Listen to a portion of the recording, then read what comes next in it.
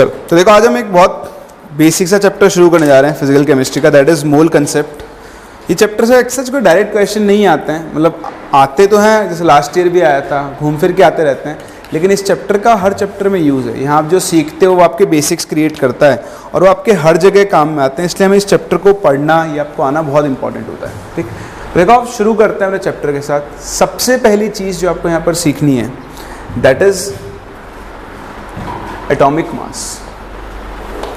तो ये आप लोग बचपन से पढ़ते हैं एटॉमिक मास क्या होता है, तो मुझे बताएगा क्या होता है atomic mass, what is atomic mass? वो तो मास नंबर होता है। हाँ चलो बोलो बोलो, सही है, सही बोल रहे हो आप। Mass of proton plus neutrons, बस इलेक्ट्रॉन्स नहीं, पर काउंट तो होता है ना। देखो एक तरीका तो होता है कि भाई एटम किससे मिलकर बना है, प्रोटॉन्स, न्यूट्रॉन्स, इलेक्ट्रॉन्स, तो इन तीनों के मासेस का सम कर दो, मतलब जितने प्रोटॉन्स हैं उनका नंबर, जितने न्यूट्रॉन्स हैं उनका नंबर, जितने इलेक्ट्रॉन्स हैं उन सब को आप ऐड कर दोगे तो आपको क्या मिल जाएगा, उसका एटॉमिक मास मिल जाएगा। ये तो मॉडर्न ज़माने की बात है, आधुनिक आज की बात है, जब आप एक इलेक्ट्रॉन, प्रोटॉन, न्यूट्रॉन का मास जानते हो। जब आप 19th सेंचुरी में थे ना, जब केमिस्ट्री डेवलप हो रही थी, इवॉल्व हो रही थी, उस टाइम पर ना तो आपको इलेक्ट्रॉन का मास पता था, ना न्यूट्रॉन का पता था, ना प्रोटॉन का पता था। तो उस टाइम पर क्या है, हमारे पास ऐसा कोई सोफिस्टिकेटेड डिवाइस नहीं था जिससे हम लोग क्या करें, एक एटम का मास पता कर सकें। तो उस टाइम पर क्या कहता था, जुगाड़ टेक्निक यूज़ करते थे एटॉमिक मास को डिफाइन करने के लिए। तो हमें वही टेक्निक सीखनी होगी क्योंकि बेस हमारा वही है और वो बेसिक चीज़ें आपको यहाँ पर क्लियर करनी होगी। देखो अगर मैं सिंपल टर्म्स में बोलूँ एटॉमिक मास, तो इसको मैं एक लाइन में तो ऐसा बोल सकता हूँ, मास ऑफ एन एटम। अगर आप किसी भी एलिमेंट के एक एटम का मास निकाल लो तो उसे हम क्या बोलते हैं, उसका एटॉमिक मास बोलते हैं। बोले चीज़ समझ में आती है? या फिर जैसा आपने कहा कि आप एक और तरीके से निकाल सकते हो कि अगर आपको किसी एलिमेंट का एटॉमिक मास लिखना है तो एटॉमिक मास किसके इक्वल होगा, mass of protons plus mass of neutrons plus mass of electrons के बराबर होगा।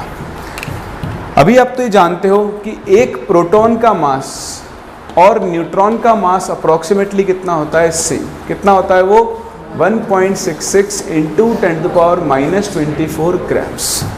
और एक इलेक्ट्रॉन का मास कितना होता है, वो होता है 9.1 इंटू 10⁻31 kg बोल दो या 28 ग्राम बोल दो।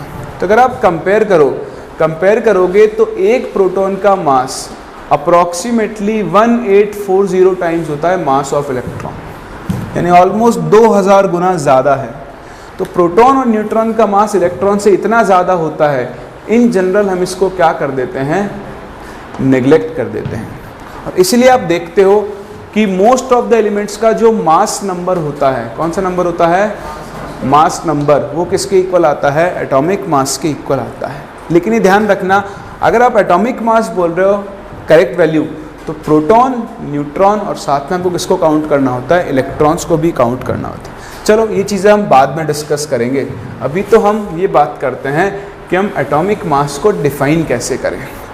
तो थोड़ी बहुत हिस्ट्री आप लोग सब इसकी जानते हो, लेकिन एक नए तरीके से शुरुआत करते हैं कि जब हमें एटॉमिक मास डिफाइन करने की ज़रूरत पड़ी, तो मैंने आपको बताया उस टाइम पर ऐसा कोई डिवाइस नहीं था जो एक एटम के मास को कैलकुलेट कर सके। तो उसके लिए फिर हमने क्या किया, एक जुगाड़ टेक्निक बनाई। चलो जुगाड़ टेक्निक को सीखने से पहले मैं आपसे कुछ बातें करता हूँ। क्या आप मुझे बता सकते हो 1 kg ये किसकी यूनिट है, मास? बताओ व्हाट इज 1 kg? ये तो बताई दिया अपने यूनिट ऑफ मास, उसके अलावा व्हाट इज 1 kg? बताओ क्या है 1, कहाँ से आया, एग्जिस्टेंस में कहाँ से आया 1 kg? अमाउंट ऑफ 1 kg का मतलब क्या है, सिग्निफिकेंस क्या है कि ये 1 kg, ये चीज़ 1 kg है?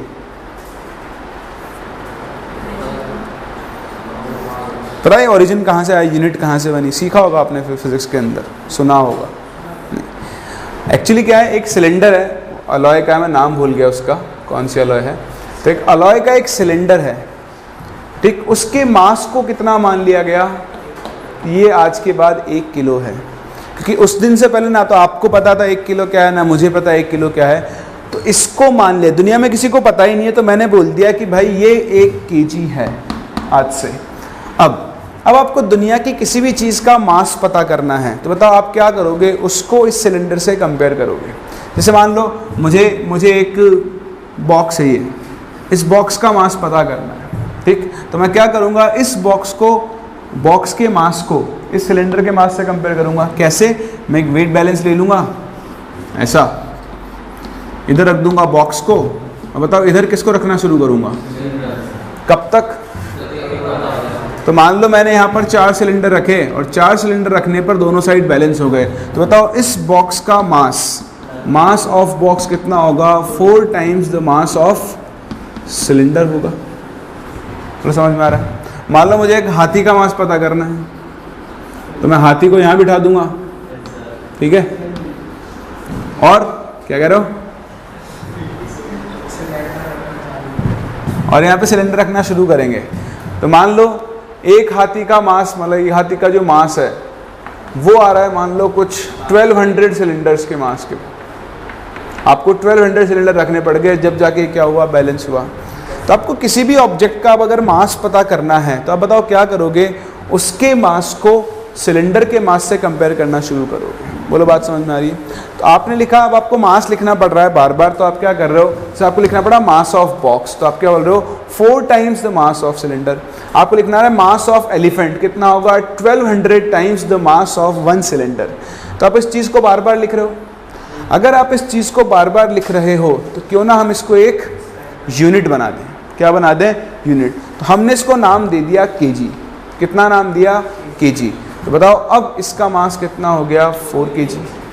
बताओ इस एलिफेंट का मास कितना हो गया, 1200 केजी। और इस तरह से आपके सामने एक यूनिट एग्जिस्टेंस में है जिसको हमने क्या बोला, किलोग्राम बोला।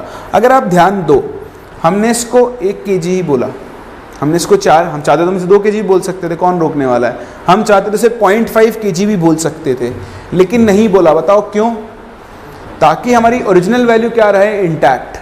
अगर हम इसको 1 रखेंगे तो इस वैल्यू के अंदर कोई भी चेंज नहीं आएगा। अगर मैं इसको 2 केजी बोल दूं तो ये हमेशा कितना आएगा, डबल होकर आपको मास मिलेगा। तो हम ये कोशिश करते हैं कि जब हम यूनिट बना रहे हैं तो उस यूनिट की वैल्यू हम कितना लेकर चलें, 1। बोलो समझ में आता है। इसी तरह से मैं आपसे बोलूँ मीटर, व्हाट इज मीटर। तो मीटर एक रॉड है, उस रॉड की लेंथ को कितना मान लिया गया है, 1 मीटर। अब आपको दुनिया की किसी भी चीज़ की लेंथ पता करनी है तो आप उसे किससे कंपेयर करोगे, इससे।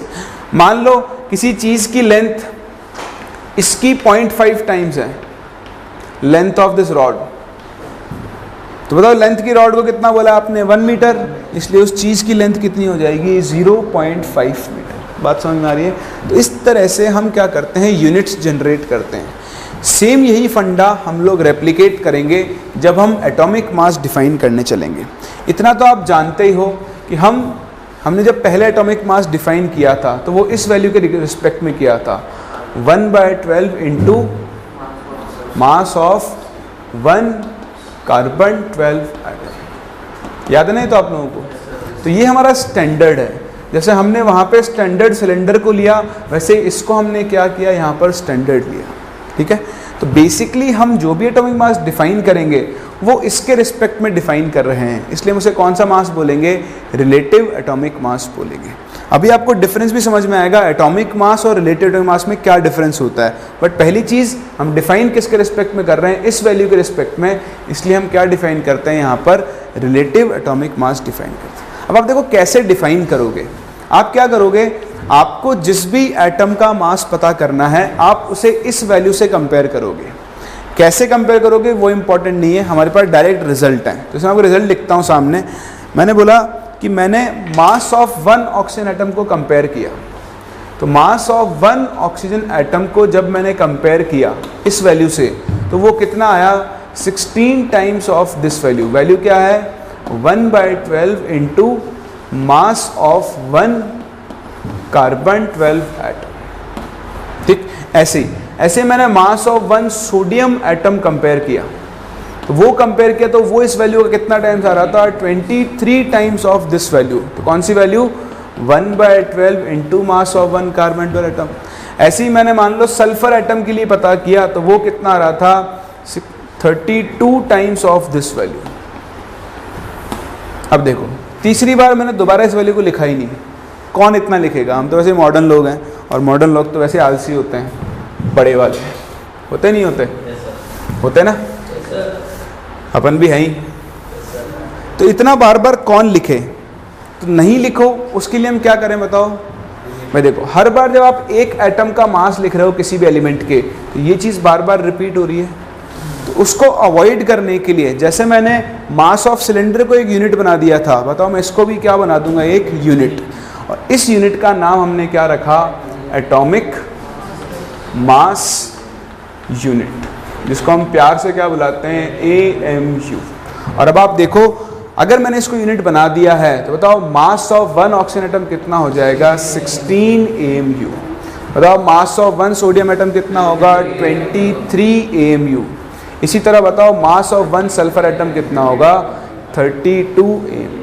तो यहाँ से हमारे पास एक यूनिट एग्जिस्टेंस में आई जिसे हम कौन सी यूनिट बोलते हैं, एटॉमिक मास यूनिट। और वन एटॉमिक मास यूनिट जो होती है वो किसके इक्वल होती है, 1/12 into mass of one carbon 12 atom. बोलो यहाँ तक कहानी समझ में आती है, किसी को दिक्कत है इसके अंदर। तो अब आपके पास क्या हो चुका है, सबके एटॉमिक मास आ चुके हैं AMU में।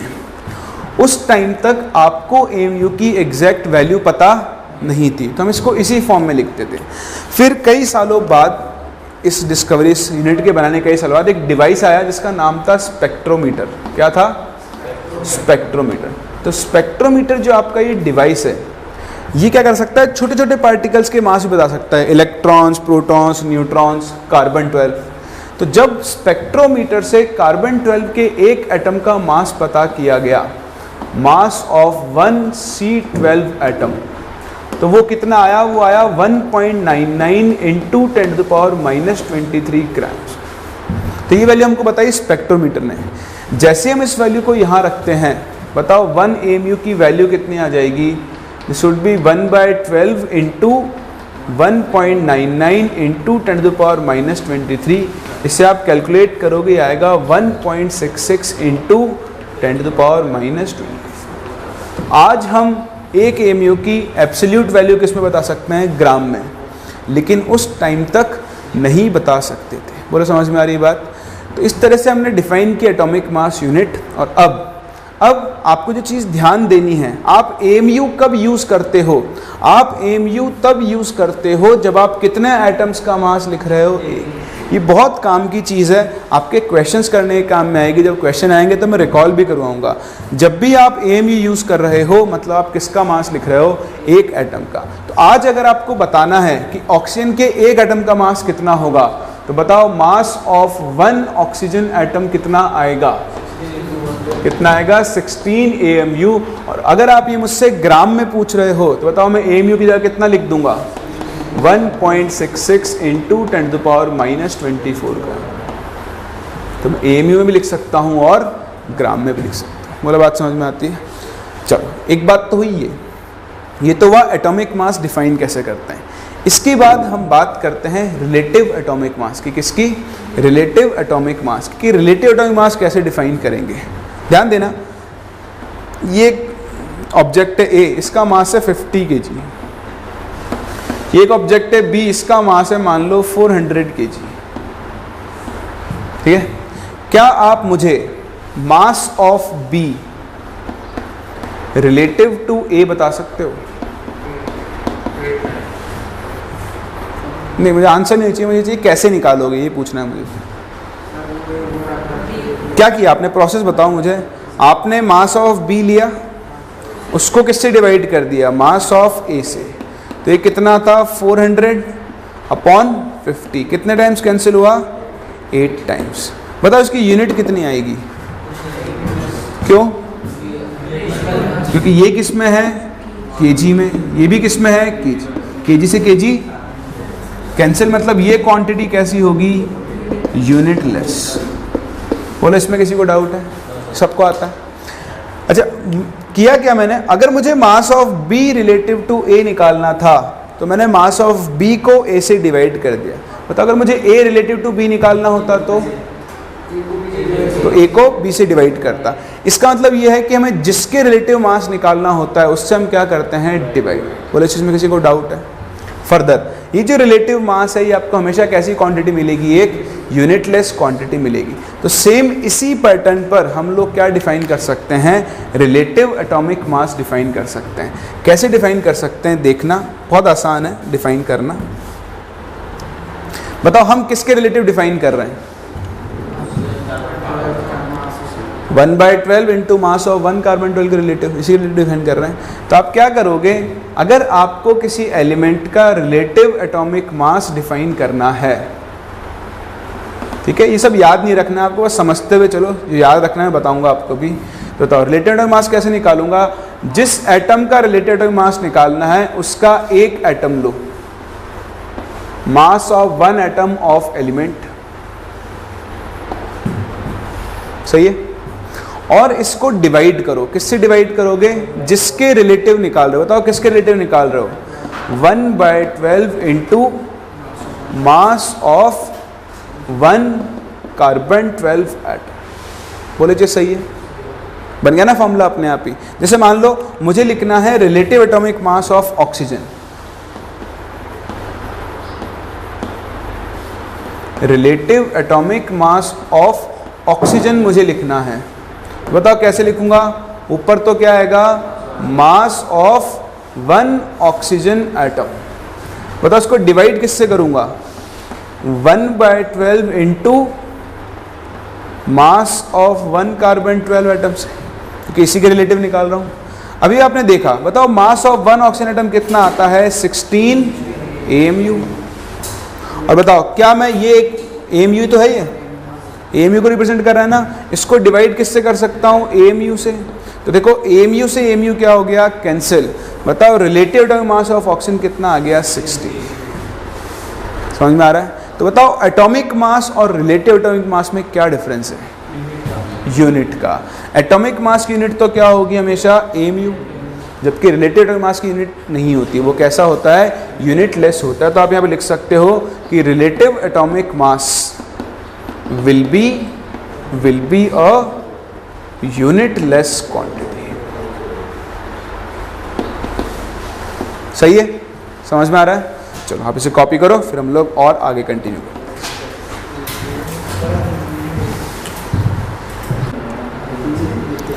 अब देखो, जो काम की चीज़ें याद रखने की सिर्फ इतनी सी है कि अगर आप ऑक्सीजन एटम के लिए लिखना शुरू करो, देखो मैं ऑक्सीजन एटम के लिए 2 चीज़ें लिखता हूँ, एक लिखूंगा 16 और एक क्या लिखूंगा, 16 AMU, और लिख सकता हूँ। तो बताओ 16 क्या है इसका, ये तो क्या है इसका रिलेटिव एटॉमिक मास। और बताओ 16 AMU क्या है, इसको आप एटॉमिक मास नहीं बोल के रादर ऐसे बोला करो, दिस इज मास ऑफ, हाँ, मास ऑफ 1 ऑक्सीजन एटम। आप इसको इसी फॉर्म में याद रखो। कभी भी आपको एक एटम के लिए लिखना है मास, तो हमेशा किसके अंदर लिखोगे आप, AMU के अंदर लिखोगे। तो इस तरह से हमने यूनिट डिफाइन की, जिसको हम एटॉमिक मास यूनिट बोलते हैं, और ये इसका मतलब होता है। अगर आप ध्यान से देखो, ऑक्सीजन का मास नंबर भी कितना होता है, 60। तो मास नंबर की वैल्यू रिलेटिव एटॉमिक मास के बराबर ही होती है। या फिर आप ऐसा बोल लो, अगर आपको किसी का मास नंबर पता है तो उसके आगे अगर आप AMU लगा दो तो आपको उसके एक एटम का मास पता लग जाए। तो यहाँ तक कोई डाउट। चलो, एटॉमिक मास को डिफाइन करने के बाद हम बात करते हैं मॉलिक्यूलर मास कि मॉलिक्यूलर मास क्या होता है। ठीक,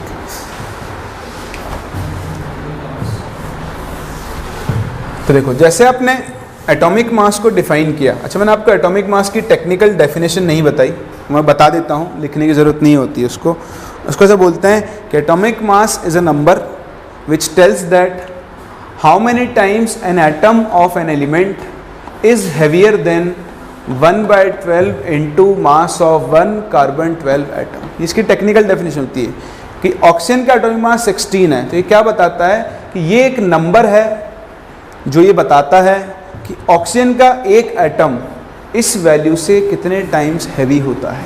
तो डेफिनेशन रटने की आपको ज़रूरत नहीं है, ठीक है, आपको मतलब पता होना चाहिए, जो हमको पता लग चुका है। ऐसे हम मॉलिक्यूलर मास को डिफाइन करते हैं, बट हम उस डेफिनेशन की बात नहीं करेंगे। हम तो मॉलिक्यूलर मास को सिंपल एक लाइन में डिफाइन करेंगे। कैसे? It is defined as the sum of atomic masses of all the elements present in a molecule. एक मॉलिक्यूल में जितने भी एटम्स प्रेजेंट होते हैं उनके एटॉमिक मासेस का अगर आप सम कर दो तो उसे हम क्या बोलते हैं, उसका मॉलिक्यूलर मास बोलते हैं। जैसे मैं आपसे बोलूँ H2O, तो हाइड्रोजन का एटॉमिक मास कितना होता है 1, तो 2 हाइड्रोजन है तो 2 × 1 प्लस कितना हो गया 18। समझ में आ रहा है? तो इस तरह से मैं बोलूँ आपसे H2SO4, तो H2SO4 में क्या होगा 2 हाइड्रोजन तो 2 × 1 प्लस 1 सल्फर, सल्फर कितना होता है 32 प्लस 4 × 16, सबको ऐड करोगे कितना आ जाएगा 98। बोलो यहाँ तक बात समझ में आ रही है आपको? अभी मैं आपको कुछ एलिमेंट्स के एटॉमिक मास लिखवाऊंगा अभी जो आपको याद रखने होते हैं, तो रटना नहीं, वो यूज़ करते करते आपको अपने आप याद हो जाएंगे। अभी तो आप समझो कि भाई हमने क्या किया, H2O का मॉलिक्यूलर मास निकाला, वो कितना आया 18। अब देखो मैं H2O के लिए 2 चीज़ें लिख सकता हूँ। ये आपका H2O मॉलिक्यूल, एक में लिख सकता हूँ इसके लिए 18 और एक में लिख सकता हूँ 18 AMU। क्या आप मुझे इन दोनों वैल्यूज में डिफरेंस बता सकते हो? बताओ ये क्या है? रिलेटिव क्या? Relative molecular mass. जैसे वहाँ पर 16 रिलेटिव एटॉमिक मास था, यहाँ पर 18 क्या है, इसका रिलेटिव मॉलिक्यूलर मास है। बताओ 18 AMU क्या है? मास ऑफ 1 H2O मॉलिक्यूल। बोलो सही है या गलत? बिल्कुल सही है। अब क्या होता है, कुछ साइंटिस्ट प्रवृत्ति के लोग होते हैं, वो बोलते हैं कि AMU की फुल फॉर्म क्या होती है? Atomic mass unit. ये क्या है? मॉलिक्यूल। आप मॉलिक्यूल के लिए एटॉमिक मास यूनिट कैसे लिख रहे हो? ज़बरदस्ती का डाउट है ना। लेकिन ऐसे लोगों की डाउट्स को शांत करने के लिए ये कहा गया कि ले भैया तू खुश रहे, हम 18U लिख देंगे आज के बाद इसको। और U का मतलब क्या होता है? यूनिफाइड मास। आप इसे चाहो तो एटम के लिए भी यूज़ कर लो और आप चाहो तो इसे किसके लिए यूज़ कर लोगे? मॉलिक्यूल के लिए भी यूज़ कर लोगे। कहने का मतलब आपके सामने एक और यूनिट एग्जिस्टेंस में आ गई, जिसको हम लोग क्या बोलते हैं? U। और आपको साफ साफ दिख रहा है U और AMU दोनों क्या होते हैं? सेम। तो अब हम 18 AMU की जगह इसको कितना लिख सकते हैं? 18U। तो आप चाहे 1 AMU बोल लो चाहे 1U बोल लो, दोनों की वैल्यू कितनी आएगी? 1.66 × 10⁻24 ग्राम्स। बोलो कर सकते हैं? कोई डाउट? चलो तो पहले हम क्या करते हैं, कुछ कॉमन एलिमेंट्स के एटॉमिक मासेस को लिख लेते हैं, फिर थोड़े बहुत मॉलिक्यूलर मास कैलकुलेट करेंगे और आगे बात करेंगे।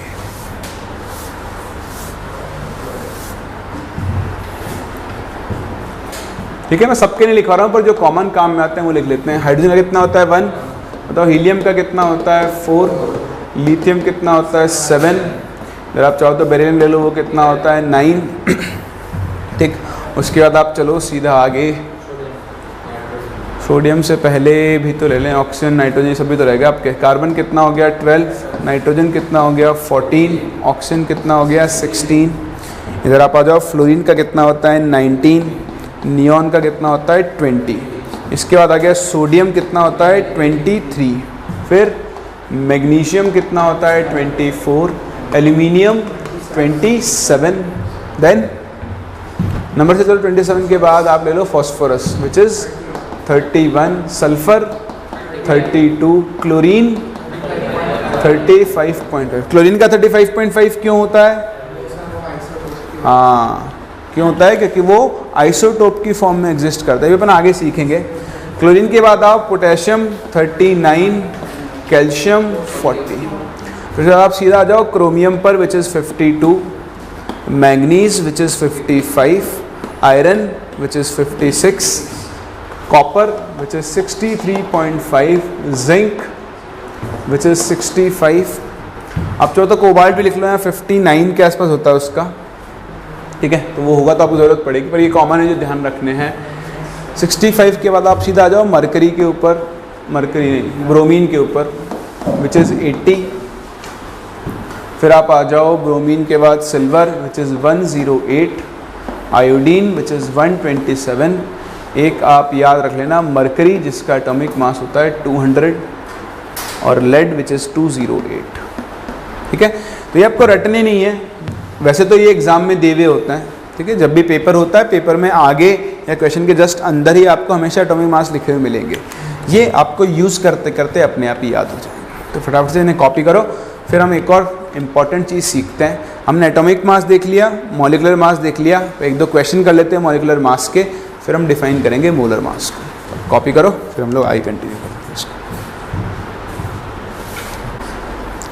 तो देखो कुछ एग्जांपल्स करते हैं मॉलिकुलर मास कैलकुलेट करने के। Calculate molecular mass. ठीक, सबसे तो simple CaCO3, second H2SO4, third sugar, fourth K4FeCN6, fifth MgCl2.6H2। ठीक है, तो कुछ कॉमन एग्जांपल्स हैं छोटे छोटे।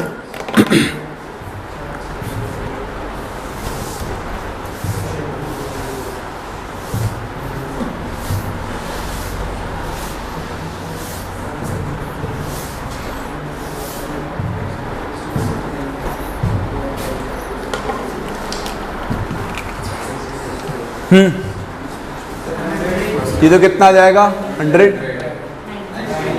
98। शुगर का फॉर्मूला C6H12O6, C12H22O11। इसका मोलर मास निकालोगे आएगा 342।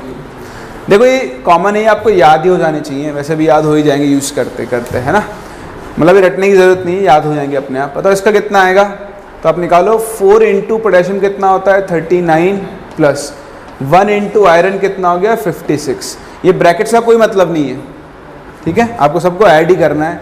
CN, ऐसा करो C और N को एक यूनिट मान लो, तो कार्बन 12 और नाइट्रोजन 14, 26, तो प्लस लिख दो 6 इंटू 26।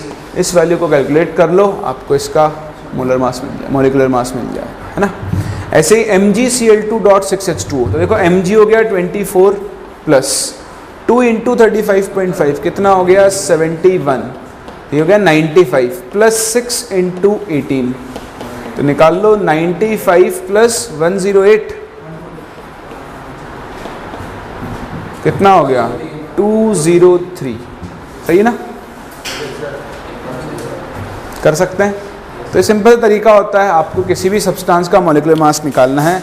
बस कुछ महान प्रवृत्ति के लोग इसको मैथ समझ लेते हैं और डॉट समझ के क्या करते हैं मल्टीप्लाई, तो वो कभी नहीं करना है।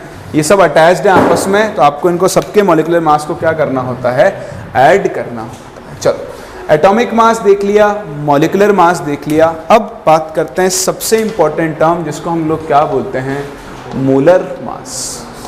क्या बोलते हैं, मोलर मास। तो मोलर मास क्या होता है, यही टर्म आपके अब आगे तक काम में आने वाला है, आप जितने भी चैप्टर्स पढ़ोगे सबके अंदर। ठीक, तो व्हाट इज मोलर मास, नाम से ही पता लग रहा है, मोलर, किसी भी सब्सटेंस के एक मोल का अगर आप मास निकाल लो तो उसे हम क्या बोलते हैं, उसका मोलर मास। तो सिंपल टर्म्स में आप इसकी डेफिनेशन लिखो, it is defined as the mass of 1 mole substance in grams. ये सबसे इंपॉर्टेंट है। आप जब भी किसी सब्सटेंस का मोलर मास लिखोगे हमेशा किस में लिखोगे, ग्राम्स में। बात नंबर 1। बात नंबर 2, आपको पता होना चाहिए व्हाट इज़ 1 मोल। इसको भी अपन आगे पढ़ेंगे, लेकिन हम अभी डिफाइन कर सकते हैं। 1 मोल का सिंपल सा मतलब होता है क्या, 6.023 इंटू 10⁻23। इस नंबर को ही हम 1 मोल बोलते हैं। इन जनरल मैं इसे पार्टिकल्स लिखता हूँ क्योंकि हम केमिस्ट्री की बात कर रहे हैं। ये पार्टिकल्स एटम्स हो सकते हैं, मॉलिक्यूल्स हो सकते हैं, आयन्स हो सकते हैं, इलेक्ट्रॉन, प्रोटॉन, कुछ भी हो सकता है। बेसिकली इतनी यूनिट्स हो सकती हैं। ठीक, तो आज के बाद आपने किसी भी चीज़ के आगे मोल लगा दिया तो उसका मतलब हो गया ये नंबर। जैसे मैं बोलूँ ये 1 मोल चॉक्स होल्डर्स, तो बताओ कितने होल्डर्स हो गए अपने पास, इतने होल्डर्स हो गए। आप बोलो 1 मोल फैंस, तो कितने फैंस हो गए, इतने फैंस हो गए। तो मोल का और कोई मतलब नहीं होता, मोल का सिंपल सा मतलब होता है ये नंबर। 10 नंबर को हम कौन सा नंबर बोलते हैं, एवोगैड्रोस नंबर, से हम Na से रिप्रेजेंट करते हैं। ठीक, चलो, तो अभी मोल के लिए इतनी इन्फॉर्मेशन बहुत है अपने पास, इसको हम फिर आगे डिफाइन कर ही लेंगे। अब देखो, अब मुझे किसी चीज़ का मोलर मास निकालना है। फॉर एग्जाम्पल मैं आपसे बोलूँ कि मेरे पास ये चॉक होल्डर है, इसका मास है 5 ग्राम। कितना है इसका मास? 5 ग्राम। बताओ मुझे अगर इसका मोलर मास निकालना है तो मैं कैसे निकालूंगा? मुझे आंसर नहीं, तरीका बताओ कैसे निकालूंगा। मास ऑफ 1 चॉक को किससे मल्टीप्लाई कर दूंगा? एवोगैड्रो नंबर से। क्यों? क्योंकि भाई मुझे 1 मोल का मास निकालना है। बताओ 1 मोल में कितने चॉक होल्डर्स होंगे? Na। तो अगर एक चॉक होल्डर का मास 5 है तो Na का कितना होगा? 5 × Na ग्राम। बोलो ये बात समझ में आ रही है? अच्छा चलो, मेरे पास एक बॉक्स है, ये बॉक्स, इसका मास है 20 kg। मुझे इसका मोलर मास निकालना है, बताओ क्या होगा? 20 × Na। हाँ, इसका आंसर होगा 20,000 Na। कितना होगा? 20,000 Na। क्यों? क्योंकि ये भी किस में है? केजी में। मोलर मास हम किस में लिखते हैं? ग्राम्स में। तो पहले आप केजी को किस में बदलोगे? ग्राम्स। तो ये हो जाएगा 20,000 ग्राम्स। अब अगर एक बॉक्स का मास 20,000 है तो बताओ Na बॉक्स का मास कितना होगा? 20,000 Na होगा। बोलो बात समझ में आ रही है? इसका मतलब मैं ऐसा बोल सकता हूँ कि अगर मुझे किसी चीज़ का मोलर मास निकालना है, मोलर मास, तो आप मास ऑफ 1 यूनिट ले लो, 1 यूनिट, और उसको किससे मल्टीप्लाई कर दो? Na से। बताओ आपको क्या मिल जाएगा? उसका मोलर मास मिल जाएगा। सही है? कोई डाउट? तो ये तो ही मोलर मास की डेफिनेशन। अब आपको जो चीज़ सीखनी है वो देखो। फॉर एग्जाम्पल मुझे निकालना है मोलर मास ऑफ ऑक्सीजन। तो बताओ मोलर मास ऑफ ऑक्सीजन कैसे निकालूंगा मैं यहाँ पे लिखूंगा मास ऑफ 1 ऑक्सीजन एटम। कौन सी यूनिट में? ग्राम्स। इनटू क्या कर दूंगा? Na। बोलो होगा? बताओ मास ऑफ 1 ऑक्सीजन एटम कितना होता है? 16 mu होता है ना। उसको किससे मल्टीप्लाई कर दूंगा? Na से। लेकिन मुझे आंसर mu नहीं रखना, किस में देना है? ग्राम। तो बताओ 1 mu कितना होता है? 1.66 × 10⁻⁻24 ग्राम्स। इंटू Na की वैल्यू कितनी होती है? 6.023 × 10⁻23। ये ग्राम्स में आएगा। बोलो कोई डाउट है? अच्छा बताओ, अगर मैं यहाँ पर मोलर मास ऑफ ऑक्सीजन की जगह मोलर मास ऑफ सोडियम निकाल रहा होता तो इस इक्वेशन में क्या डिफरेंस आता? सिर्फ यहाँ 23 आ जाता, बाकी सारी वैल्यू क्या रहती? सेम। मान लो अगर मैं मोलर मास ऑफ सल्फर लिखना चाहता तो क्या चेंज आता? यहाँ कितना आ जाता? 32, और बाकी सारी वैल्यूज क्या रहती? सेम। बोलो सही है? इसका लाइक तो बार बार रिपीट हो रहा है ना। तो क्यों ना मैं इसे कैलकुलेट करके रख लूँ, जो भी वैल्यू आएगी वो सब जगह फिट करता जाऊँगा। तो चलो इसको कैलकुलेट करें। यहाँ करते हैं 1.66 × 10⁻⁻24 × 6.023 × 10⁻23। देखो इसको 1.7 लिख लूँ, इसको 6 मान लो। 17 6 कितना होता है? 102 होता है ना। तो ये वैल्यू कितनी आ जाएगी आपके पास? 10.2 × 10⁻⁻1। बताओ ये क्या बनेगा आपके पास? 1.02। क्या मैं इसको अप्रॉक्सीमेटली 1 लिख लूँ? बोलो कोई डाउट है किसी को? इसका मतलब इस वैल्यू को मल्टीप्लाई करने पर आपको हमेशा कितना मिलने वाला है? 1। हमेशा 1 मिलेगा। तो जैसे वैल्यू 1 हो गई, बताओ ऑक्सीजन का मोलर मास कितना हो गया? 16 ग्राम्स। बताओ सोडियम का मोलर मास कितना हो गया? 23 ग्राम्स। बताओ सल्फर का मोलर मास कितना हो गया? 32 ग्राम्स। समझ रहे हो? तो देखो इस तरह से हम किसी भी एलिमेंट का मोलर मास कैलकुलेट कर सकते हैं। लेकिन क्या हमें बार बार ये प्रोसेस करने की ज़रूरत है? बिल्कुल नहीं। हमें ऑक्सीजन का एटॉमिक मास पता होता है कितना? 16। अगर मैं उसके आगे ग्राम लगा दूं तो बताओ ये क्या बन गया? उसका मोलर मास बन गया। तो आपको जिस भी किसी का मोलर मास बताना है उसके एटॉमिक मास के आगे आप क्या लगा दोगे? ग्राम्स। बात नंबर 1। कोई डाउट? बात नंबर 2, ये देखो दोनों की वैल्यू कितनी आ रही है? 1। जहाँ से हम एक और रिलेशन बना सकते हैं कि 1.66 × 10⁻⁻24 को अगर आप 6.023 × 10⁻23 से मल्टीप्लाई कर रहे हो तो वैल्यू कितनी आ रही है? 1 ग्राम। बताओ ये चीज़ क्या होती है? 1 AMU। बताओ ये चीज़ क्या होता है, Na। इसका मतलब 1 AMU की वैल्यू किसकी इक्वल होती है, 1/Na ग्राम्स की इक्वल। तो एक छोटा सा रिलेशन है, हो सकता है कभी आपके काम में आ जाए, तो ये भी आपको याद रखना चाहिए। क्लियर है? कॉपी करो, फिर सारी चीज़ों को एक बार दोबारा से समराइज़ करते हैं कि हमको यहाँ पर जो चीज़ याद रखनी, ये सब समझना था, समझ लिया, अब जो याद रखना है उसकी हम लोग बात करते हैं। ठीक, कॉपी करो।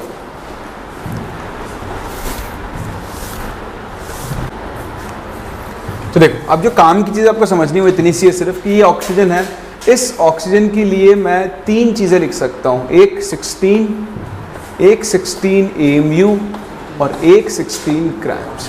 बताओ क्या डिफरेंस है तीनों में? ये क्या है ऑक्सीजन का रिलेटिव एटॉमिक मास। बताओ ये क्या है, this is mass of 1 oxygen atom. और बताओ ये क्या चीज़ है, ऑक्सीजन का मोलर मास। समझ रहे हो? मोलर मास निकालना बड़ा आसान है। आपको एक एलिमेंट का एटॉमिक मास पता है, उसके आगे ग्राम लगा दो, आपको क्या मिल जाएगा, उसका मोलर मास मिल जाएगा। बोलो बात समझ में आती है? कोई दिक्कत है किसी को? चलो, इस तरह से हम मोलर मास डिफाइन कर सकते हैं। सेम चीज़ आप मॉलिक्यूल के लिए लिख सकते हो। अगर मैं यहाँ लिखूँ वाटर, तो वाटर के लिए हम 3 चीज़ें लिखेंगे, 18 U और 18 ग्राम। बताओ 18 तो क्या होगा, relative molar mass, molecular mass. 18 U क्या होगा, मास ऑफ 1 H2O मॉलिक्यूल। और 18 ग्राम क्या होगा, मोलर मास ऑफ H2। ठीक, चलो ये सब चीज़ सीखने के बाद हम लोग बात करते हैं अपने अगले टॉपिक के बारे में, that is called mole concept. तो दोबारा से बात करते हैं मोल्स की, देखते हैं मोल्स को डिफाइन कैसे किया। तो अभी हम डिफाइन पहले ही कर चुके हैं। बताओ 1 मोल का सिंपल सा मतलब क्या होता है, 6.023 into 10⁻23 particles. These particles can be atoms, molecules और ions। ठीक, हम देख ही चुके इस नंबर को हम लोग क्या बोलते हैं, एवोगैड्रोस नंबर Na। ठीक, बात आती है नंबर ऑफ मोल्स कैलकुलेट करने की। तो अलग अलग चीज़ों से हम नंबर ऑफ मोल्स कैलकुलेट करते हैं। सबसे पहले हमें नंबर ऑफ मोल्स कैलकुलेट करना आना चाहिए फ्रॉम मास। कहाँ से आना चाहिए, मास। अच्छा, एक और चीज़ मैं आपको बताना भूल गया, यहाँ बताता हूँ। मोलर मास की जो यूनिट होती है, यूनिट वो होती है ग्राम पर मोल। क्या होती है, क्योंकि हम 1 मोल का मास किस में लिख रहे होते हैं, ग्राम में। इन जनरल आपको ग्राम में लिखना होगा, बट एक्चुअल यूनिट क्या होती है इसकी, ग्राम पर मोल होती है। सही है? चलो अभी यूज़ करेंगे, देखना आप अटक सकते हो, उसके अंदर गलती कर सकते हो, देखते जाओ, थोड़ी देर में सब क्लियर हो जाएगा। तो मास से मोल्स निकालने का फॉर्मूला वैसे तो आपको सबको आता ही होगा। क्या होता है, given mass upon molar mass. ठीक, आप चाहो तो फॉर्मूला बनाकर भी देख सकते हो। भाई आपने क्या बोला कि 16 ग्राम जो है वो क्या है, ऑक्सीजन का मोलर मास है। ठीक, तो जो मोलर मास किसी सब्सटेंस का मान लो m है। ठीक, तो 1 मोल का मास मान लो m ग्राम है मोलर मास। m ग्राम बताओ कितने मोल के बराबर होगा, 1 मोल। तो बताओ 1 ग्राम कितने के बराबर होगा, 1/m मोल होगा। तो अगर आपके पास उस सब्सटेंस का कुछ W ग्राम है, तो बताओ W ग्राम कितने के बराबर होगा, W/m मोल के। बात समझ रहे हो? तो यहाँ से आपका फॉर्मूला बन गया। देखो, किसी भी सब्सटेंस के मास से अगर आपको मोल्स निकालना है तो उसके मास को आप किससे डिवाइड कर दोगे, उसके नंबर ऑफ मोल्स से। तो पहली चीज़, अगर मैं फॉर्मूला ही लिखूँ सिर्फ, तो फॉर्मूला क्या बनेगा कि नंबर ऑफ मोल्स का फॉर्मूला क्या बनेगा, उस सब्सटेंस का मास, गिवन मास डिवाइडेड बाय आप क्या लिखोगे, उसका मोलर मास। लेकिन मैं इस फॉर्मूले को इस फॉर्म में याद नहीं रखूँगा। आप इस फॉर्मूले को ऐसे याद रखो, मास और मोल्स। बताओ, अगर आपको किसी सब्सटेंस के मास से उसके मोल्स निकालने हैं तो किससे डिवाइड करना पड़ेगा, उसके मोलर मास। और अगर आपको किसी सब्सटेंस के मोल्स से उसका मास निकालना है तो आप क्या कर दोगे, इनटू मोलर मास कर दोगे। तो फॉर्मूले को ऐसे नहीं रख के आप ऐसे याद रखो, बहुत हेल्प करेगा। कैलकुलेशन में भी आप बहुत फास्ट हो जाओगे। एग्जाम्पल तो इसमें कुछ है ही नहीं। जैसे मैं आपसे बोलूँ एक क्वेश्चन छोटा सा, लिखना नहीं है, देख लो 10 ग्राम CaCO3, बताओ उसमें कितने मोल्स होंगे? 10 डिवाइडेड बाय इसका मोलर मास कितना होता है 100, तो कितने आ गए 0.1। अच्छा मैं लिखूँ आपके सामने 15.8 ग्राम KMnO4,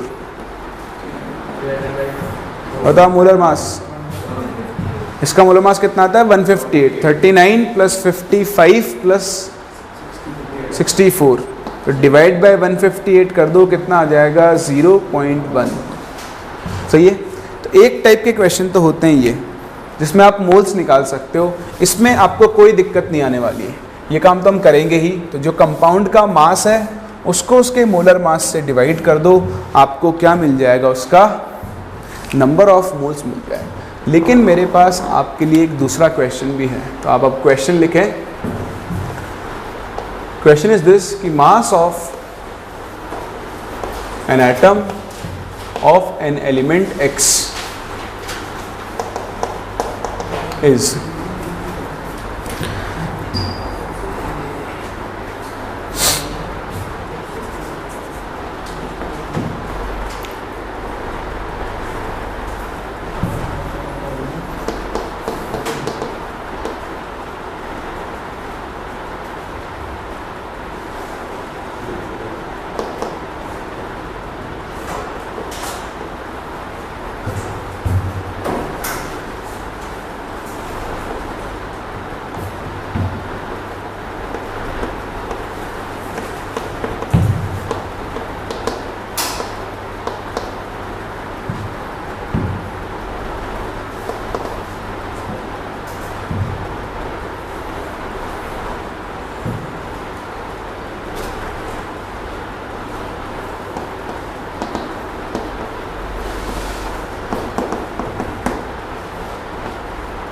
ठीक। तो आपके पास एक एटम है, एक एलिमेंट है, उसके एक एटम का मास है इतना, आपको उस कंपाउंड के, उस एलिमेंट के 19.2 kg में नंबर ऑफ मोल्स निकालने हैं। एक बार ट्राई करो, देखते हैं आप इस क्वेश्चन को सही कर पाते हो या फिर नहीं। चलो, तो इसका आंसर आएगा देखो 200। बहुत आसान सा क्वेश्चन है, लेकिन हम क्या लैंग्वेज को डिपिक्ट नहीं कर पाते, यही होता है, छोटी छोटी चीज़ें होती हैं, इन्हीं से क्वेश्चन उड़ जाते हैं। और ऐसा नहीं ऐसे क्वेश्चन पूछे नहीं गए हैं। अभी एक और क्वेश्चन कराऊंगा जो जेईई में पूछा गया है, बहुत पहले पूछा गया था लेकिन वो, बट फिर भी आप देखो, आपसे क्या कह रहा है कि mass of one atom of element X है इतना, ठीक है, और आपको नंबर ऑफ मोल्स निकालने 19.2 kg में। बताओ नंबर ऑफ मोल्स का फॉर्मूला क्या होता है? सबसे पहले तो आप मुझे ये बताओ, given mass upon molar mass. लेकिन गिवन मास हमेशा किस में होना चाहिए? ग्राम्स में, क्योंकि हम मोलर मास भी कौन सी यूनिट में लिखते हैं? ग्राम्स। तो यूनिट हमेशा क्या रखनी है आपको? सेम। तो लिखो इसको 19,200 ग्राम बन जाएगा। इसको डिवाइड करोगे मोलर मास से, तो देखो मोलर मास कैसे निकालेंगे? मोलर मास होता है एक मोल का मास। बताओ आपको कितना दिया है? एक एटम का मास दिया। तो ये ना दो टाइप के क्वेश्चन बनते हैं। पहला क्वेश्चन तो ये था, आपको कंपाउंड का फॉर्मूला दे दिया और आपसे मोल्स निकलवा दिए। ये इसमें दिक्कत नहीं आएगी आपको, दिक्कत आएगी यहाँ जब आपको एलिमेंट के बारे में कोई इन्फॉर्मेशन नहीं देगा, कंपाउंड के बारे में उसके एक पार्टिकल का मास दे देगा, मतलब एक एटम का या एक मॉलिक्यूल का। उसको आप मल्टीप्लाई करो Na से। 23 इंटू Na की वैल्यू कितनी ले लो? 6 इंटू 10⁻23। अब ये आपको क्या मिलेगा? इसका मोलर मास। देखो 23 से गया 23, 2000 सही है इसका आंसर, 200 नहीं आएगा, 2000 आएगा। 1.6 इंटू 6 कितना बन गया बताओ? 9.6। ये पॉइंट हटाओ तो एक जीरो ऊपर आ जाएगा। ये इसको 2 टाइम्स कैंसिल करता है, तो बताओ आंसर कितना आएगा? 2000 मोल्स। ये इसका करेक्ट आंसर। पूरा समझ में आ रहा है? कोई डाउट है किसी को? चलो, बहुत समय पहले की बात है जब IIT JEE में क्वेश्चन आया था। लेट्स सी, आपको अपना आंसर Na के टर्म्स में देना है, ठीक है? The question is how many electrons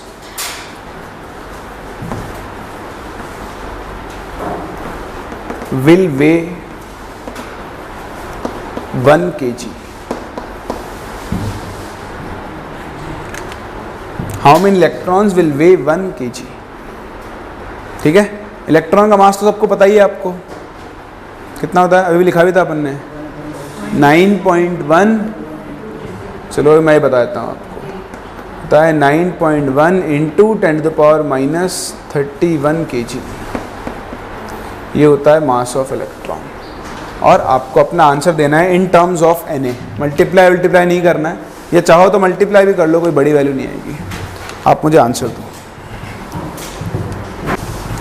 अब इस क्वेश्चन में है कुछ भी नहीं, थोड़ा लैंग्वेज का फेर है और थोड़ा फिर वही हम बेसिक्स में गलत चले जाते हैं।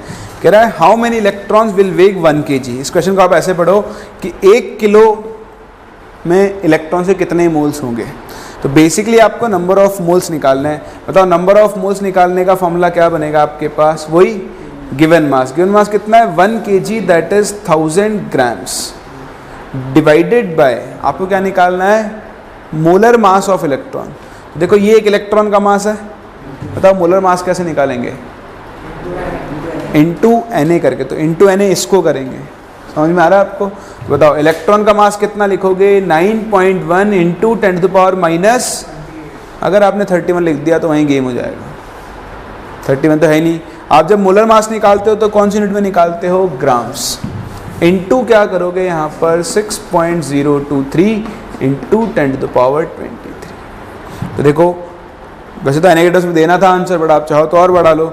28 में से 3 गया तो कितना बचेगा, -5 -5 ऊपर गया तो बन जाएगा 10⁸ अपॉन 9.1 इंटू 6 ही कर लो आप तो ये 54.6 के आसपास आएगा। इस वैल्यू को कैलकुलेट कर लो, आपको अपना आंसर मिल जाएगा। कर सकते हैं, ये मोल्स आ गए ना। इलेक्ट्रॉन से पूछे हाउ मेनी इलेक्ट्रॉन्स विल वे 1 के। अच्छा नंबर क्वेश्चन गलत हो गया। हाँ अब इसको आप दोबारा Na से वो अपन आगे करेंगे। हाउ मेनी मोल्स लिख लेना है यहाँ पे, how many moles of electrons will way 1 kg। Question मैंने जल्दबाजी में गलत लिख दिया था, तो आपको मोल्स बताने हैं कि कितने मोल ऑफ इलेक्ट्रॉन 1 किलो के बराबर होंगे। बोलो बात समझ में आ रही है। तो ये बेसिक टाइप होता है। यहाँ पे 2 टाइप के क्वेश्चन बनते हैं। एक आपको कंपाउंड का फॉर्मूला पता होगा, वो आप कर दोगे, लेकिन जब एक एटम का या एक मॉलिक्यूल का मास दिया हो तो उसको Na से मल्टीप्लाई करके पहले आप क्या निकालोगे, मोलर मास, उसके बाद आप क्या निकाल सकते हो, नंबर ऑफ। बोलो कोई डाउट। चलो ये था पहला फॉर्मूला और इसको यूज करने का तरीका। अब हम मूव करते हैं सेकेंड फॉर्मूले पर, दैट इज अगर आपको नंबर ऑफ पार्टिकल्स पता हो तो उससे आप कैसे नंबर ऑफ मोल्स कैलकुलेट करोगे। ठीक है, चलो चलते हैं सेकेंड फॉर्मूले पर। पहले फॉर्मूला बनाते हैं फिर उसको यूज करेंगे, लेकिन उससे पहले मैं आपको कुछ छोटी छोटी चीज़ें और सिखा दूं। एक चीज़ यहीं पे कर लेते हैं। देखो मोलर मास, जैसे मैंने लिखा मोलर मास ऑफ ऑक्सीजन, बताओ वो कितना होता है, 16 क्या ग्राम्स होगा। तो आपने अगर किसी का मोलर मास लिखा, कि कैसी कैसी आवाज़ आ रही है, अच्छा बड़े बड़े मोलर मास ऑफ H2O, बताओ वो कितना होगा, 18 ग्राम। तो आपने क्या किया है, कुछ भी नहीं किया। अगर आपको ऑक्सीजन का मोलर मास लिखना था तो आपने उसके एटॉमिक मास के आगे क्या लगा दिया, ग्राम। अगर आपको वाटर का मोलर मास लिखना था तो आपने उसके मॉलिक्यूलर मास के आगे क्या लगा दिया है, ग्राम। इसलिए ध्यान रखना, कभी कभी आपको टर्म लिखा हुआ मिलता है ग्राम एटॉमिक मास। क्या लिखा हुआ मिलता है, ग्राम एटॉमिक मास, या फिर क्या लिखा हुआ मिलता है, ग्राम मॉलिक्यूलर मास। बताओ दोनों ही वैल्यूज किसके बराबर होंगी, मोलर मास। एक चीज तो आपको ध्यान रखनी है, आपसे कोई बोले ग्राम एटॉमिक मास बताओ, मतलब आपको क्या बताना है, उसका मोलर मास बताना है। ठीक है, सेम ऐसे ग्राम मॉलिक्यूलर मास भी किसके बराबर होगा, मोलर मास के। ऐसे ही एक और चीज बोलता है, वो एक और चीज क्या होती है, नंबर ऑफ ग्राम एटम्स। क्या बोलेगा, नंबर ऑफ ग्राम एटम्स, या फिर क्या बोलेगा, नंबर ऑफ ग्राम मॉलिक्यूल्स। तो नंबर ऑफ ग्राम एटम्स बोल दे या फिर नंबर ऑफ ग्राम मॉलिक्यूल्स बोल दे, बताओ दोनों ही वैल्यू किसके बराबर होती हैं, नंबर ऑफ मोल्स की। ठीक है, एक चीज पे ध्यान देना है यहाँ पे। जैसे मैं आपसे बोलूं 5 ग्राम H2O, 5 gram molecules of H2O, इसका मतलब क्या होगा बताओ, इसका मतलब क्या होगा, मेरे पास क्या है, 5 मोल H2O। समझ रहे हो चीज को। तो कभी नंबर ऑफ ग्राम एटम्स लिखा हुआ मिल जाए, नंबर ऑफ ग्राम मॉलिक्यूल्स, तो वो क्या होगा, हमेशा मोल्स के बराबर होगा। तो ये दो चीज़ें बहुत इंपॉर्टेंट है, ध्यान रखना, कॉपी करो फटाफट से इसको।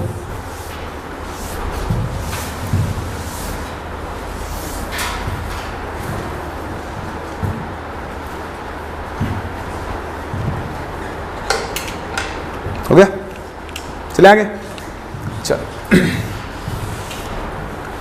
तो ये भी अपने काम आती रहेगी घूम फिर के चीज़ें। अब हम निकालते हैं मोल कैलकुलेट करने का सेकंड फॉर्मूला। तो देखो, मोल्स कैलकुलेट करने का सेकंड फॉर्मूला कैसे निकालोगे। आपने बोला अगर आपके पास Na पार्टिकल्स हैं, बताओ Na पार्टिकल्स कितना मोल बनाते हैं, 1 मोल। तो बताओ अगर आपके पास एक पार्टिकल हुआ तो वो कितने मोल्स बनाएगा, 1/Na मोल्स बनाएगा। तो अगर मेरे पास कुछ n नंबर ऑफ पार्टिकल्स हैं, n नंबर ऑफ पार्टिकल्स, तो बताओ वो कितने मोल्स बनाएगा, n/Na मोल्स बनाएगा ना। तो इस तरह से हमारे पास नंबर ऑफ मोल्स कैलकुलेट करने का सेकंड फॉर्मूला आ चुका है कि अगर आपको किसी के नंबर ऑफ पार्टिकल्स पता है तो फॉर्मूला क्या बनाओगे, गिवन नंबर ऑफ पार्टिकल्स, उसको डिवाइड किससे करोगे, एवोगैड्रो नंबर से। अगेन हम इस फॉर्मूले को भी इस फॉर्म में याद नहीं रखेंगे, हम इसको एक दूसरी फॉर्म में याद रखेंगे। बताओ दूसरी फॉर्म क्या होगी। अगर आपको नंबर ऑफ पार्टिकल्स से मोल्स निकालना है, बताओ यहां से यहां आने के लिए क्या करोगे आप, डिवाइड बाय Na। और अगर आपको मोल से नंबर ऑफ पार्टिकल्स निकालने हैं तो आप क्या करोगे, मल्टीप्लाई बाय Na। तो इस फॉर्मूले को आप इसी फॉर्म में याद रखोगे क्योंकि अब से थोड़ा जल्दी होगा काम, ठीक है। अभी तो क्या बेसिक चीज़ें ये यूज़ करेंगे हम, तो फटाफट से आंसर आते हैं। तो किसी के मोल्स पता है, नंबर ऑफ पार्टिकल्स निकालना है तो Na से मल्टीप्लाई करोगे, नंबर ऑफ पार्टिकल से मोल्स निकालना है तो क्या करोगे, डिवाइड करोगे। तैयार हो क्वेश्चन के लिए, इस पर क्वेश्चन करें। चलो, तो एक छोटा सा क्वेश्चन करते हैं।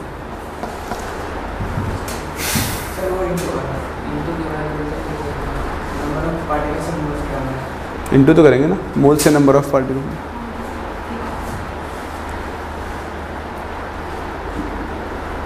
मोल्स से नंबर ऑफ पार्टिकल आया तो Na से मल्टीप्लाई तो करोगे,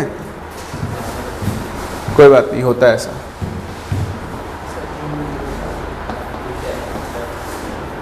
क्या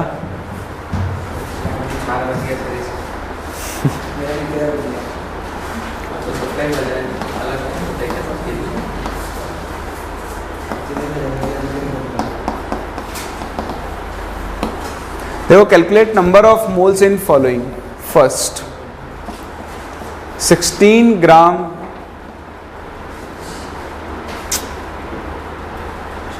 चलो ये वाला तो वैसे कर दो,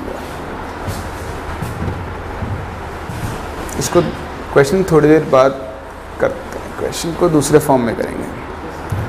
क्वेश्चन ये करो आप पहले, calculate number of atoms in first 16 gram helium, second 16 U helium.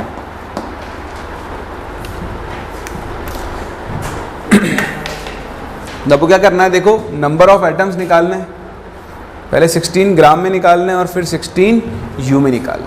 तभी आप देखो कहीं से भी मोल्स पता कर लो, अगर आपको मोल्स पता है तो मोल्स से नंबर ऑफ पार्टिकल्स निकालने के लिए क्या करोगे आप, इनटू Na कर दोगे। तो बताओ पहला पार्ट 16 ग्राम हीलियम, तो पहले पार्ट के लिए आप मोल्स निकालो, हीलियम के कितने आ जाएंगे, 16/4, क्योंकि इसका मोलर मास 4 ही होता है हीलियम का। बताओ कितना आ गया, 4। और मोल्स से नंबर ऑफ पार्टिकल्स निकालने हैं तो बताओ नंबर ऑफ हीलियम एटम्स कितने आएंगे, ये आ जाएगा 4 × Na। सही है। बताओ सेकंड पार्ट का आंसर क्या होगा, क्या होगा, सिर्फ 4। ठीक है, क्यों, डिफरेंस सीखना है। ये था मास ग्राम में, जबकि ये मास किस में है, U में। मैंने आपको ये चीज़ सिखाई थी कि जब आप AMU में या U में मास लिखते हो तो आप एक एटम का मास लिखोगे या फिर 2, 4, 5 एटम्स का मास लिखोगे। तो आप देखो 16 U हीलियम, मैं बोलता हूँ 1 AMU हीलियम। बताओ 1 AMU हीलियम कितने एटम्स के बराबर होगा, एक एटम, क्योंकि एक हीलियम का मास 4 AMU होता है, सॉरी 4 AMU हीलियम किसके बराबर होगा, 1 एटम के। तो अगर 4 AMU 1 एटम के बराबर है तो 16 AMU कितने के बराबर होगा? 4 एटम्स के बराबर। लोग क्या करते हैं, यहाँ पर भी यही फॉर्मूला लगा देते हैं। भाई जब आप मोल्स निकाल रहे हो, एक्चुअली क्या है ग्राम, तो जब आपको मास ग्राम में दिया है तो पहले आपको मोल्स निकालने पड़ेंगे, क्योंकि ग्राम का मोल्स एटलीस्ट 1 मोल के बराबर होता है ग्राम में जो मास लिखा हुआ होता है। तो ध्यान रखना, अगर एलिमेंट का मास ग्राम में दिया है तो उससे आप पहले क्या करोगे, मोल्स, और फिर मोल्स से क्या निकालोगे, नंबर ऑफ एटम्स। अगर उसका मास AMU में दिया है तो फिर आपको कुछ नहीं करना है, पहले एक का मास देखो, फिर इससे कंपेयर कर लो, आपको क्या मिल जाएगा, उसके टोटल नंबर ऑफ एटम्स मिल जाएंगे। कर सकते हो। तो छोटे छोटे क्वेश्चंस हैं, इनका आप ध्यान रखना, आप इनमें मिस्टेक कर सकते हो। अगर आपको मास AMU में लिखा हुआ है तो फिर आपको हमेशा इसी तरीके से करना चाहिए। जैसे मैं आपसे बोलूँ कि 126 AMU HNO3, 126 AMU HNO3, बताओ इसमें नंबर ऑफ ऑक्सीजन एटम्स कितने होंगे?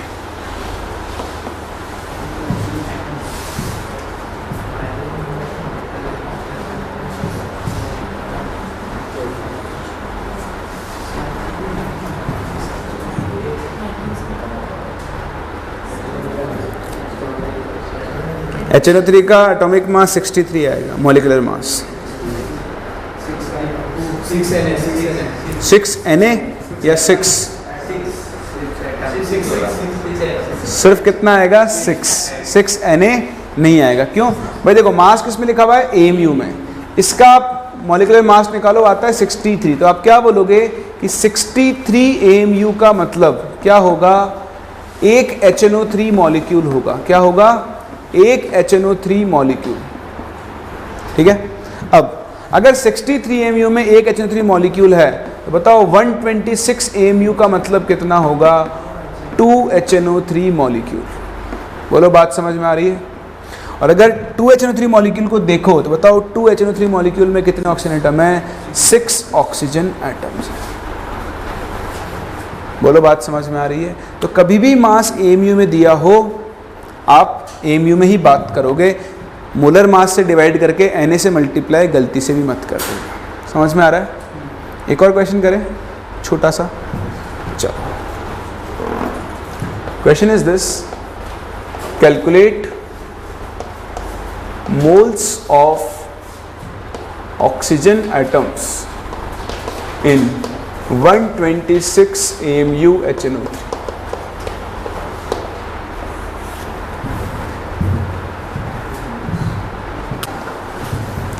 कितना आंसर? 6/Na। किसी और का कोई आंसर आ रहा है इसके अलावा? कोई और? सही है? हाँ चलो, बिल्कुल सही है, वेरी गुड। ठीक है, बस ये बारीकियां आपको सीखनी है। देखो कह रहा है calculate moles of oxygen atoms in 126 AMU HNO3। तो सबसे पहले तो आप क्या करो, 126 AMU HNO3 में ऑक्सीजन एटम्स निकालो, तो वो कितने आ जाएंगे, 6 ऑक्सीजन एटम्स होंगे। ये तो नंबर ऑफ ऑक्सीजन एटम्स आए हैं, आपको क्या निकालना है, मोल्स। बताओ नंबर ऑफ एटम्स से मोल्स निकालने के लिए क्या करेंगे, डिवाइड बाय Na। तो यहाँ से अगर आप नंबर ऑफ मोल्स निकालो तो बताओ उसका आंसर कितना बनेगा, 6/Na। कर सकते हैं? कोई doubt?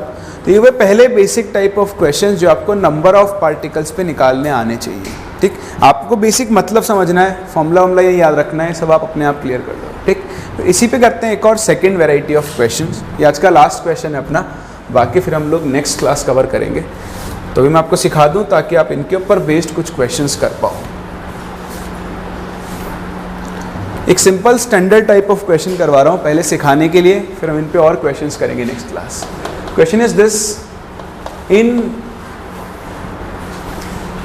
36 gram glucose calculate first number of molecules, second number of atoms, and third number of atoms of each type।